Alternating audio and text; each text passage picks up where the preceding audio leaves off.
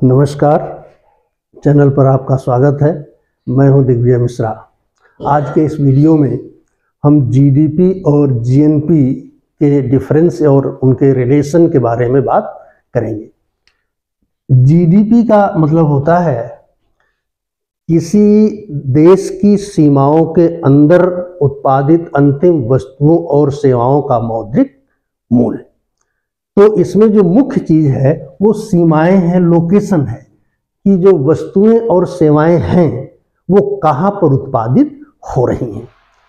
जबकि जीएनपी की डेफिनेशन होती है किसी देश के संसाधनों के द्वारा जो एक वर्ष में आय अर्जित की जाती है, उत्पादक गतिविधियों में भाग ले करके, उसे हम जीएनपी कहते हैं। तो यहाँ पर जो मुख्य बात है वो ये है कि जीएनपी में देश के संसाधनों के द्वारा उत्पादक गतिविधियों से प्राप्त आय को शामिल किया जाता है। तो यहाँ जो मूल चीज है वो है देश के संसाधन। तो इसका मतलब ये हो गया कि जीएनपी में हम ये देखते हैं कि उत्पादन कर कौन रहा है। जीडीपी में हम देखते हैं कि उत्पादन कहां हो रहा है, उसे देश की सीमाओं के अंदर होना चाहिए। सीमाओं के अंदर उत्पादन कौन कर रहा है, इससे हमारा मतलब नहीं होता है जीडीपी में। लेकिन जीएनपी में हमको ये जानना होता है कि देश के संसाधन उत्पादक गतिविधियों से कितनी अर्निंग कर रहे हैं, वो संसाधन कहां अर्न कर रहे हैं, इससे मतलब नहीं होता है। तो इसमें फिर जब हम जीडीपी और जीएनपी के रिलेशन की बात करेंगे तो हमें कुछ एडजस्टमेंट करना पड़ेगा।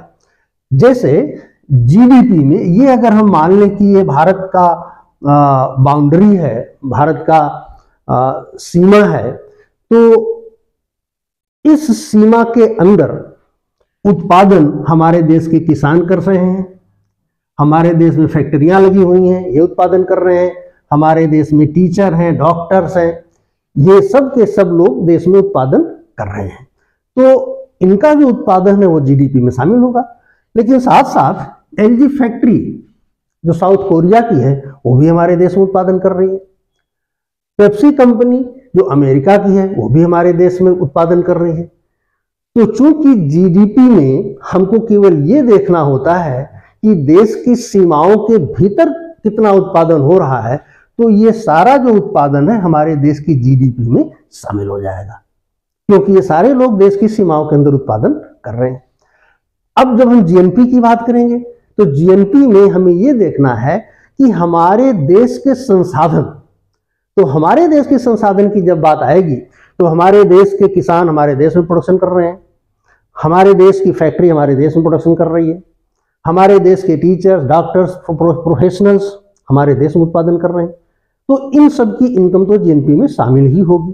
लेकिन साथ ही साथ अगर हमारे देश का कोई व्यक्ति, हमारा कोई नागरिक, जैसे डॉक्टर रवि, ये अमेरिका में प्रैक्टिस करते हैं, तो इनका जो प्रोडक्शन है वो अमेरिका की जीडीपी में जुड़ा होगा। लेकिन जब हम जीएनपी निकालेंगे तो चूंकि डॉक्टर रवि हमारे देश के हैं, हमारे देश के नागरिक हैं, तो इनकी इनकम को भी हम भारत की इनकम में शामिल करेंगे। इसी तरह से टाटा कंपनी साउथ अफ्रीका में काम कर रही है, तो उसका जो प्रोडक्शन होगा साउथ अफ्रीका की जीडीपी में होगा। लेकिन जब हम भारत की जीएनपी निकालेंगे तो चूंकि साउथ अफ्रीका में जो टाटा कंपनी है वो हमारे देश की है, भारत की है, इसके द्वारा जो भी प्रॉफिट अर्न होगी उसे हम अपने देश की जीएनपी में शामिल करेंगे।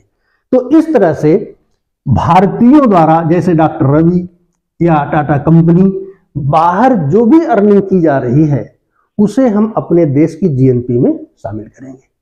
तो अब इनकी अर्निंग को हम जोड़ेंगे, लेकिन साथ ही साथ हमारे देश की जीडीपी में जो विदेशी लोगों का उत्पादन शामिल है उसे हम बाहर करेंगे। तो एलजी कंपनी जो साउथ कोरिया की है इसे हम बाहर कर देंगे, इसकी जो प्रॉफिट होगी।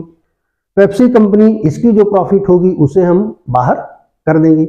इसी तरह से कोई विदेशी नागरिक हमारे देश में अगर उत्पादन कर रहा है तो उसकी इनकम को भी हम माइनस कर देंगे।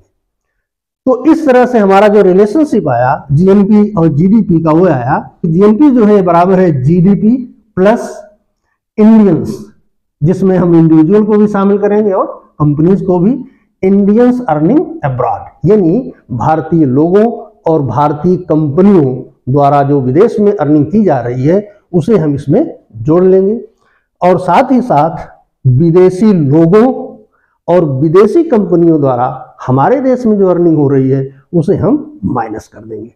तो इस प्रकार से ये रिलेशन हमारा बनकर आया है।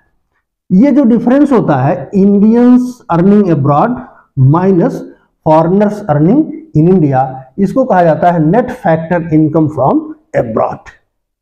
Net factor income from abroad. यहां ध्यान देने वाली बात यह है कि ये जो एडजस्टमेंट हम कर रहे हैं इसमें हम ये नहीं मान रहे हैं कि भारत के लोग जो बाहर अर्निंग कर रहे हैं वो पैसा घर पर भेज रहे हैं, ऐसा नहीं है। बस केवल लोग कमा रहे हैं, हम इतने से खुश हैं। आपका भाई अमेरिका में काम कर रहा है, एक पैसा घर ना दे, लेकिन हमें खुशी होती है कि हाँ हमारा भाई अमेरिका में अर्निंग कर रहा है, वहाँ वो सॉफ्टवेयर इंजीनियर है। तो यहाँ पैसा भेजने की कोई बात नहीं है, इस बात को हमको ध्यान में रखना है। बस केवल हम अर्निंग पर ध्यान देते हैं।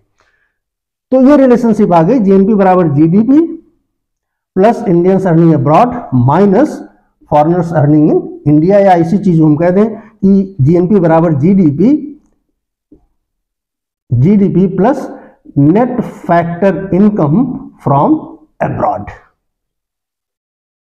अब ये बात आएगी कि भारत में जीडीपी ज्यादा है या जीएनपी। अगर net factor income from abroad positive है तो जीएनपी ज्यादा हो जाएगी, अगर net factor income from abroad negative है तो जीएनपी कम हो जाएगी। भारत में क्या है, भारत में हम लोगों को लगता है कि बहुत सारे भारतीय बाहर काम कर रहे हैं तो हमारी जीएनपी जो होगी वो जीडीपी से ज्यादा होगी, लेकिन वास्तव में ऐसा नहीं है। क्यों? क्योंकि भारत में बहुत सारी विदेशी कंपनियां प्रोडक्शन करती हैं।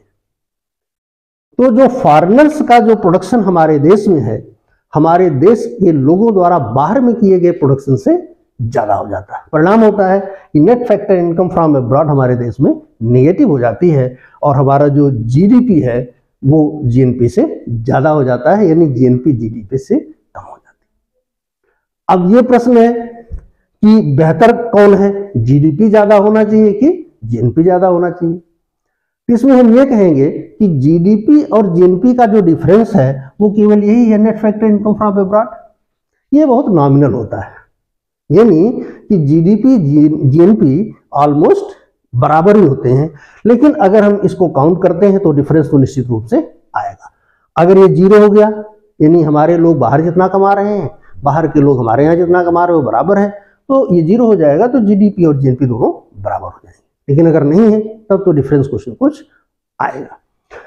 अब बेहतर क्या है, जीडीपी ज्यादा होना चाहिए कि जीएनपी ज्यादा होना चाहिए? इसमें यह है कि अगर हम अल्पकालिक दृष्टि अपनाएं तब तो जीएनपी ज्यादा हो तो कोई समस्या नहीं है, लेकिन लॉन्ग रन में तो जीडीपी ज्यादा होना चाहिए, क्योंकि जीडीपी ज्यादा होने का मतलब है कि आपके देश के जो संसाधन हैं उनका बेहतर उपयोग हो रहा है, चाहे प्राकृतिक संसाधन हो चाहे ह्यूमन रिसोर्सेज हो, उनका बेहतर उपयोग हो रहा है। अदरवाइज हम ऐसी भी कल्पना कर सकते हैं कि देश के ज्यादातर लोग बाहर काम कर रहे हो तो जीडीपी हमारा कम होगा लेकिन जीएनपी ज्यादा हो जाएगा। अब लॉन्ग टर्म में समस्या यह है कि दूसरे देश की स्थिति कब बदल जाए, कब वहां की सरकार का मूड खराब हो जाए, जैसे आजकल कनाडा से झगड़ा चल ही रहा है और सरकार कह दे कि यहाँ जितने विदेशी हैं या भारत के लोग हों यहाँ काम ना करें तो सब वापस चले आएंगे। तो ऐसे में तो फिर पहले से जीडीपी में चूंकि डोमेस्टिक इकोनॉमी में कुछ प्रोडक्शन हो नहीं रहा था और बाहर जो लोग काम कर रहे थे वो सब वापस भेज दिए गए।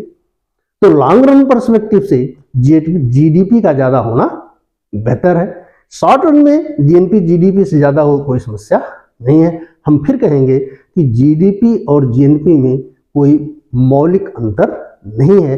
अंतर जो आता है वो केवल net factor income from abroad का आता है।